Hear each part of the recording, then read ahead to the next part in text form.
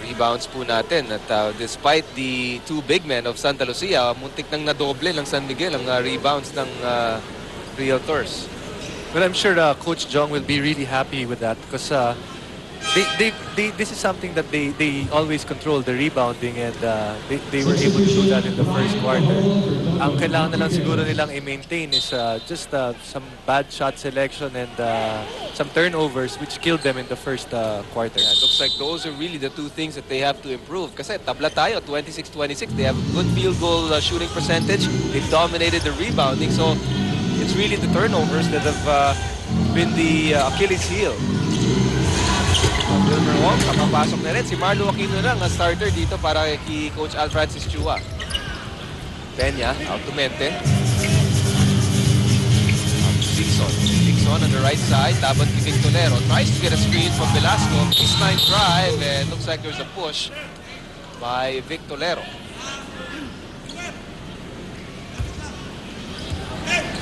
Dale Singson. Pushing foul number 62, Chico Tolero. Itong si Singson coming in from a trade during draft day and has helped San Miguel tremendously. Good pass inside and reach and foul will be called at matatawag sa loob ng Santa Lucia. Holding foul number 18. Wilmer Wong, holding foul, natawag. 42nd shot clock. So Brian Gahol will inbound from the other side. Well, Brian Gahol in the ball game right now in their first game had a monster game against Stock and Tex. Actually, siya yung in-interview natin nung first half noon dahil sobrang ganda ng Tingnan natin kung magpapakitang gilas din siya dito sa Zamboanga City. Here's Payeng Santos for three. Doesn't go and sinasabi nga natin yung 3-point shooting medyo maasim pa ng konti kasi yung depth perception at yung panibago nga dito sa ating venue. Well, Jude, right now, both teams have attempted a total of 8 shots at saka wala pa nakakashoot hanggang ngayon. So 0 for 8 and that time another turnover for the Beermen as Brian Gahol called for the shuffling of feet. So Santa Lucia, correct me if I'm wrong, I think they're looking for their first lead of the ball game. Have they led in this game? Here's Marlo Aquino. Inside they go, triple team, and that doesn't hit anything. Well, Naghahanap ng foul. Well, sobrang pinagsuti ko, ganging up already yun na Marlo. And Nick Velasco on the other end draws the foul from Wilmer Ong. Tatong si Nick Velasco bibigyan pa ng isang free throw to complete a 3-point play as he made the layup. Well, that's the second time he was able to release in the fast break and easy baskets for Nick Velasco. Medyo na-foul lang siya ni Sumabit Wilmer lang yung tuhod eh. You know, and I think Wilmer Ong was there to help. It's just that Velasco was just going a little bit too quick at yung tuhod na sumabit. So 3 straight points for San Miguel. Here's Aquino. Inside, backs his way against Velasco, lowers his shoulder, and that's a no-no. Well, sabi mo nga kanina, Nick Velasco, one of the better defenders in the league, showing us there what he can do. Although much smaller than Marlo, giving good position. Ayun. At medyo tumaas lang ng konti yung siko ni Marlo at that time. I think he's a little bit frustrated kasi if you recall, yung last play noon, triple team siya at hindi niya na-shoot yung bola eh. So there was a little bit of frustration on Marlo Aquino's part and I think he'll be taking a rest at the bench now as Dennis Espino will report back in for the Realtors. So Santa Lucia down by 3 with possession. Francis Adriano out to Wilmer Ong. 19 feet out, binigay kay Santos. Santos out to Vic Tolero to Adriano. Adriano almost lost it against Mente. Here's Dennis Espino, 19-footer. Well, both teams having a hard time from the 3-point region, but at the 2-point region, they're shooting over 50%, both teams. Masasanay din yan, I think, from both regions. Expect them to shoot a lot better towards the end of this quarter and even the second half. At Adriano, pinatalsik itong si Joey Mente. Nakita niyo si Mente, doon pala sa kaliwa. Bumabawi pala sa kanyang tao as Dennis Espino. Few goals in a row. 2 straight possessions for the Realtors. And now the Realtors have taken the lead. And that is the first lead of Santa Lucia. Grabe, Dennis Espino scorching hot already with 14 points with still 9 minutes to go in the second quarter. Singson hounded by Vic Tolero. Spins inside and drives inside, and he will be fouled. Too much body contact during that play. Pushing foul number 62, Chico Victoriano. Well, that's really one of the things that Chito does. No, he pressures point guards. Sometimes the only problem is he gets a little too aggressive at natatawagan siya ng foul. Singson once again giving it to Mente. This time to Ildefonso. Laban kay Espino. Baseline drive, but I think nadulas itong si Danny Ai and the traveling. Will be called. Jude, pangalawa o pangatlong beses na niya na nadula si Danny. Parang his footing medyo hindi maganda sa court na to yung footing niya at present. Parang nadudulas-dulas pa siya. You know, he is coming off of an injury off-season. So hindi pa siguro 100% yung timing niya in terms of his interior post-up moves. But of course, naninibago rin siguro yan katulad ng mga shooters natin. What is this? A palming double dribble violation yata na matatawag. You don't really see that call too often. I was just about to say that is the least called violation in basketball. Nasa harap ni Coach Jong Yuchigo at saka nasa harap ng referee. So, wala namang nag-argue. Here's Peña, lobs it inside, and you know, they're trying to take advantage. There is a slight height advantage for Dale Singson. At in fact, itong si Dale Singson from college and even here in the pros, because he's a point guard, being about 6'1", is usually taller than kung sino man yung gagwardi sa kanya. Well, not only is he taller, there's one thing to be tall, there's another to know how to post up. That's what Dale gives this team, another dimension, a point guard that can post up the smaller opposing guard. This is another guard that you're very familiar with. And I mean, similar size of both college and in the pros, you played against him. Adriano, nawala yung bola, naagaw ni Mente. Here comes San Miguel. Mente, binalik kay Ildefonso, inside, challenges Espino. The long rebound goes to Joey Mente. Another rebound. Kanina, napakalaki na nung rebounding advantage ng San Miguel and they're continuing to get a bigger share of the rebound. Alam mo, Jason, dehado pa rin sila. They're down by 1, even with that great advantage in rebounding. It's because of what just happened. Another turnover for Dorian Peña. So, ang dami nilang turnovers, whether it be, you know, passing or turnovers or just traveling violations in the post. And that has been why Santa Lucia has a 1-point lead. Espino, binigay kay Ong, iniiwanan itong mga big men. Pinapatira talaga. Tumira tuloy itong si Espino and he's a little bit short. Here's Ildefonso. Will he take it himself? He's got Bakuan to beat and pag si Bakuan ang tuloy depensa sa'yo at 6'6 ka, talagang itutuloy mo. At saka kitang-kita mo naman yung dribbling ability ni Danny Ai. Sentro yan pero siya kaya niyang ibaba yung bola. Definitely one of the more talented, as you saw here in the PBA. Here's Duremdes, stripped away by Dale Singson. Ildefonso behind the back dribble. Binigay kay Mente sa loob. Reverse layup doesn't go. Offensive rebound, Mente. Binigay kay Ildefonso at si-set up nila itong play na to. At San Miguel in control of the boards once again. Singson wants a screen. Takes a long two-pointer. In and out. Rebound. Dennis Espino. Kuwan brings it up, left side, binigay kay Duremdes. Again, naagawan ni Singson. 2 possessions in a row where Singson gets the steal. Singson all the way to the basket, gets the layup. Well, those things will really give the coach migraines when you have 3-on-1s, 2-on-1s, 3-on-2s, and you don't convert. That ibig sabihin yan, pag may numbers ka in the fast break, you have to convert. 2 straight fast break opportunities ending up in 0 points for San Miguel. Ontiveros back in the game. Ontiveros gets a screen from Peña. Pinalik, nice give and go. That's how you do a screen and roll. That's a clinic right there. Ontiveros and Peña. Well, ang thing kasi doon, when Don does a screen and roll, you have to respect his shot. So yung tao ng screener, usually kailangan lumabas. Minsan iba rin talaga sa player. Ito, backdoor play, Kenneth Torrentes! Wild shot! At ayun ang nagagawa ni Kenneth Torrentes. Well, it's one thing to be good, it's another to be lucky. But Kenneth, I think, is both. That was both, yeah. Oo. Ontiveros drives inside, naiwanan ulit, but namiss yung layup. Peña gets the rebound, and I don't know how San Miguel is getting the rebound. You know, si Peña lang yung puting uniform sa loob. Lahat nun, green shirts, pero siya nakakakuha ng rebound.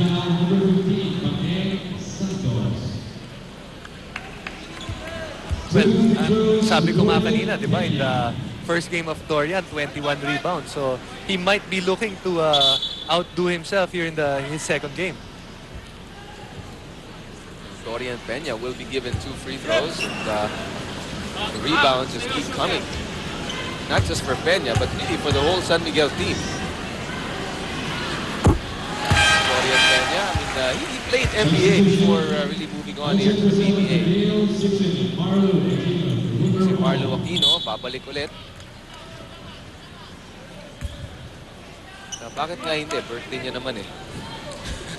Siguro sinusulit na ni Coach Al Francis. Well, even though alam naman natin na miski dati, the big men, the big three of Santa Lucia, they really get a fair share of the minutes. All of them averaging about more than 35 minutes each during the All-Filipino. There's Duremdes against Ontiveros. Binigay kay Marlo. Marlo keeps the ball, takes the 17-footer and misses it. And Dennis Espino, siya naman yung mag-offensive rebound. 2 offensive rebounds and 2 points for Espino. Well, tatlo na yung kalaban ni Dennis dun sa rebound, pero siya pa rin nakakuha 2 servings to get the basket. Ganun ang kailangan mangyari for Santa Lucia to win this game is really to have better balance in the rebounding. Nice spin move. Everything but the shot for Peña. 3-on-2 fast break. Macuan inside. Pinasa sa loob. Santos for the 2 points. Well, that's a classic fast break. Macuan doing a good job keeping the ball in the middle and at the last minute giving the ball out for a beautiful assist.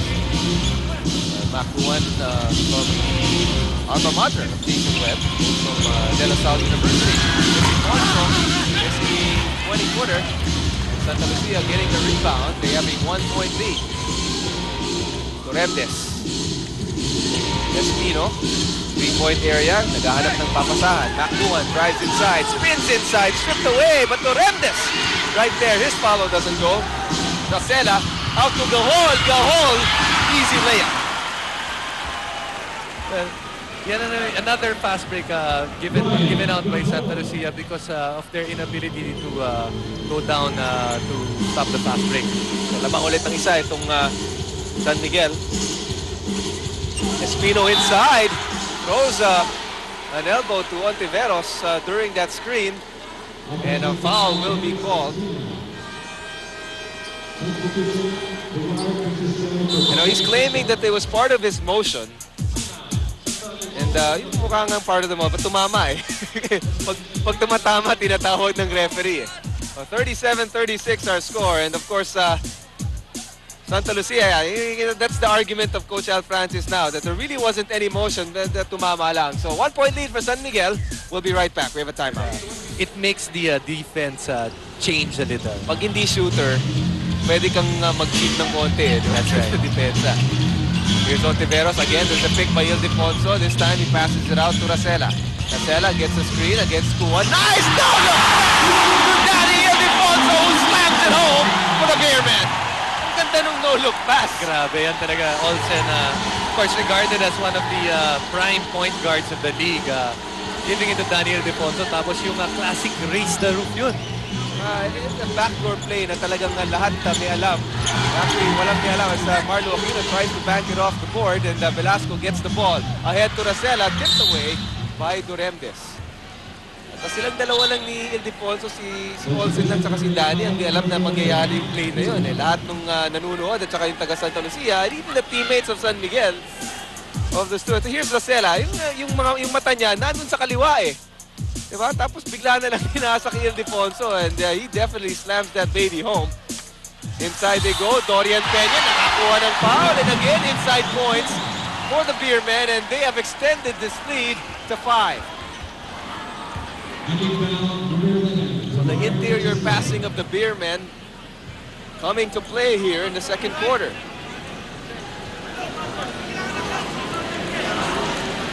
Well, you were talking about nga the interior passing.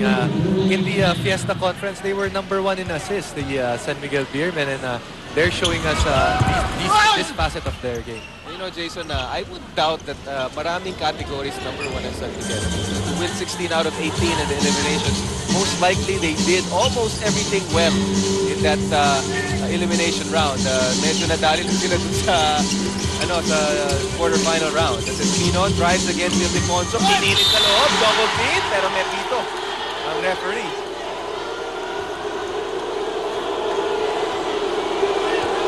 The crowd disagrees. Well, With the call, Jason. One of the hardest jobs there is that of a referee. Of course, hindi mo inisip yun nung naglalaro ka. Well, to this day, I don't remember committing a single foul. So, hindi ko alam. I also don't remember. Actually, any player. I don't remember any player admitting to committing any foul. Hirang-hira eh. You know, when you're in an intense competition, definitely you want everything to go your way. And pag player ka lang, doon mo maiintindihan kung paano ka intense yung gusto mo mangyari. Kaya nangyayari yung mga nangyayaring yun eh. Dennis Espino trying to split the free throws, which he does.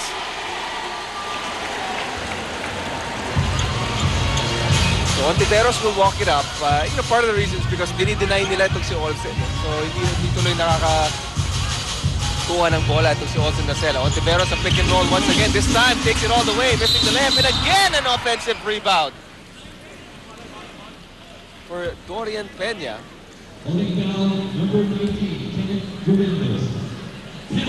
But 6 na yung rebound ni Dorian at this point, no?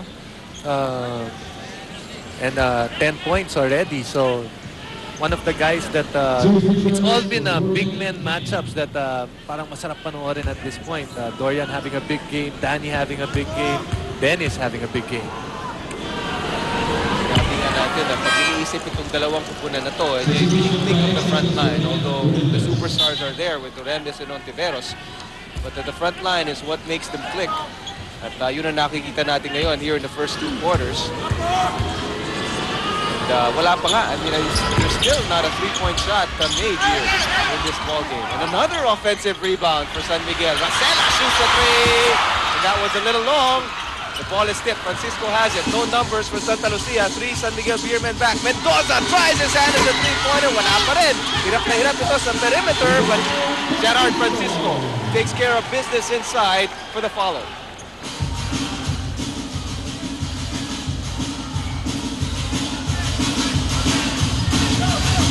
Ontiveros against Santos. Gets the screen for Ildefonso. Drives baseline inside and trickles the layup in at nakakuha pa ng foul. Well, that's the... when Dondon Ontiveros came into the league, a lot of people said that he was a pure jump shooter. He's continued to develop, got his body bigger, got faster, got stronger. Now showing he can go to the hole anytime with the best of them. Maganda, nanunood ng PBA. Well, if you're in Zamboanga, this is the place to be right now. Yes, indeed. Anytime the PBA goes on a road show, that's where you want to be. First game out of town for the Philippine Cup. Ontiveros completes the 3-point play. Jude, baka merong mga nakakita kanina, no? Dondon has a little tape on his right hand. This might impair his shooting. This was an injury that he sustained during their first game against Stock and Tex. Pero kausap ko siya kanina, he said okay naman daw siya. But as a precautionary matter, I think naka-tape ngayon yung right hand niya, a couple of fingers. You know, that's a big difference when you it's like an offensive foul here on Santos. Gumalaw yata dun sa screen. But for a shooter, having tape in your hands makes a big difference. Although, yung bola natin, meron ng 12 panel. So, baka nakakatulong ni Dondon yun. Well, anytime you change anything in terms of your shooting hand, you're gonna feel something, be it good or bad. Here's Ontiveros. Speaking of which, drives inside. Pinasa sa loob. Peña, nasapal ni Wilmer Ong. Here's Paulo Mendoza. Pushing the ball. 3-point area. Out to Gerard Francisco. Gets the screen. Out to Santos for 3. That's way short. Velasco gets the rebound. Well, so palpal yun ni Don at that attempt ni Paeng Santos. He was expecting that, knowing that Paeng is dead shot from a 3-point range. Casela. Laban si Mendoza. Casela. Left-handed drive inside. Pass it to, naagaw ni Gerard Francisco. Espino inside against Ontiveros. Passing it to Santos for the easy layup. No call there on the pump. And Santa Lucia back in this ball game, now only down by 3. This game continues to be just a game of 3 points, 5 points, a very close game all around in the first half. Ontiveros, nilabas. Mukhang he took an extra step there. And yeah, he will be called for the traveling violation.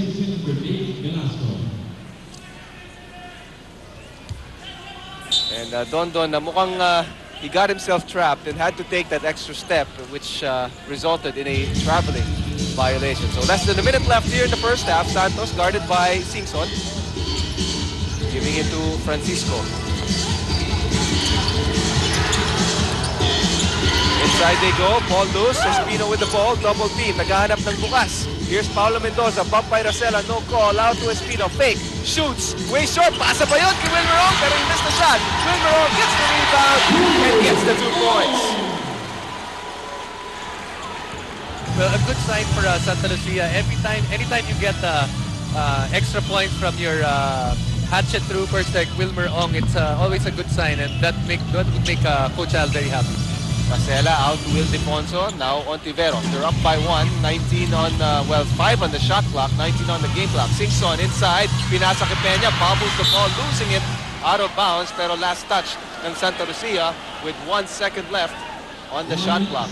Yun ang gaganda ng mga interior passing ng San Miguel. Parang nadudulas lang in the last second lang eh. San Miguel Beermen are calling a timeout. It's only a 30-second timeout, so we'll hang on here. They are up by 1. 13 seconds left on the game clock. 1 second left on the shot clock. And mag-uusapan nila kung paano nila gagawin itong 1 second. And, that's always one of the hardest things to do, yung plays 1 second left. yan po mga taga Zamboanga City. Astig! This is a PBA, and I'd like to thank Jake Enrico Ngo, who's helped us around, in showing us some spots here in Zamboanga City. At ito po, mga kaibigan, they are crazy for the PBA.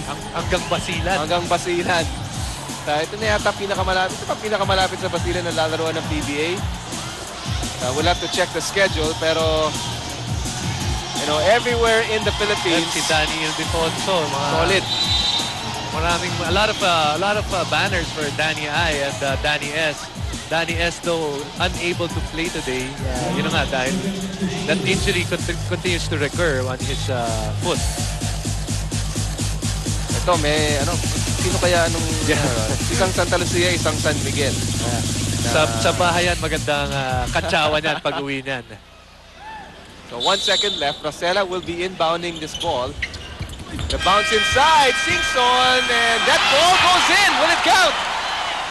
Teka muna, mukhang wala pang signal ang referee. Is it gonna count? Looks like they're gonna count it.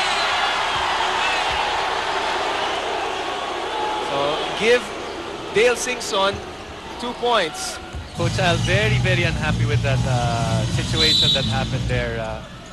On the other hand, Coach Chong, great play to be able to make a basket with 1 second remaining.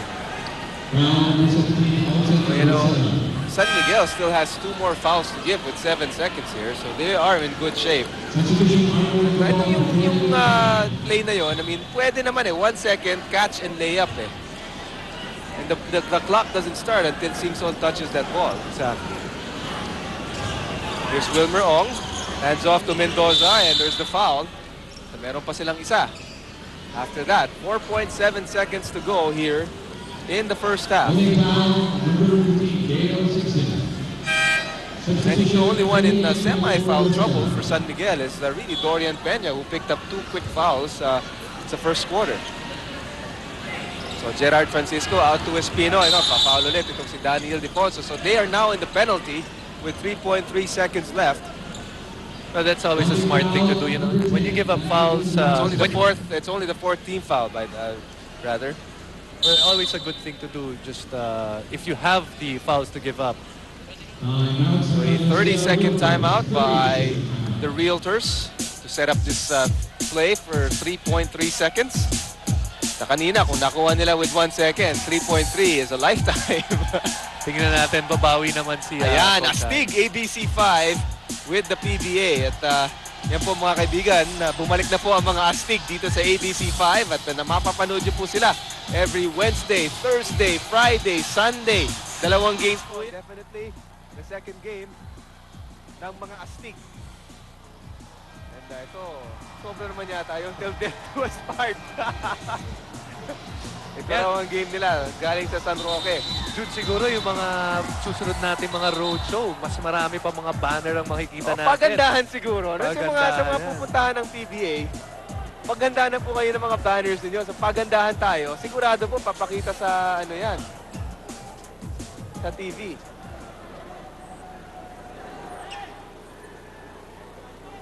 (46-43) our score. 3-point lead for San Miguel. Chance to tie with a 3-pointer for Santa Lucia or cut it to 1 with a 2-point field goal. Here we go. Francisco will inbound. Binigay kay Santos. Santos nowhere to go and he is blocked by Dondon Ontiveros as time expires.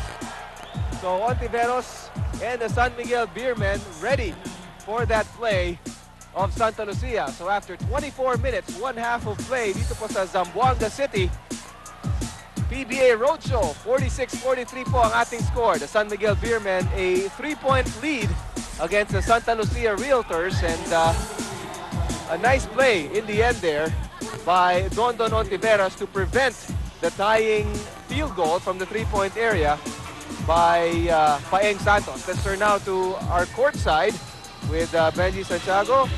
And I think he's got Daniel Defonso right there at the baseline. Alright, thank you guys. Kasama ko nga rito, Lakay. Naku, mukhang ang bakbakan talaga dito sa ilalim. Wala masyado mga outside shots na pumapasok eh. Oo nga kasi hindi pa gaano nagagamay yung yung range, yung mahirap mag-shoot sa labas. Okay, may problema ba tungkol doon sa bola, yung mga shooters ninyo? Yung bagong bola na ginagamit? Hindi naman.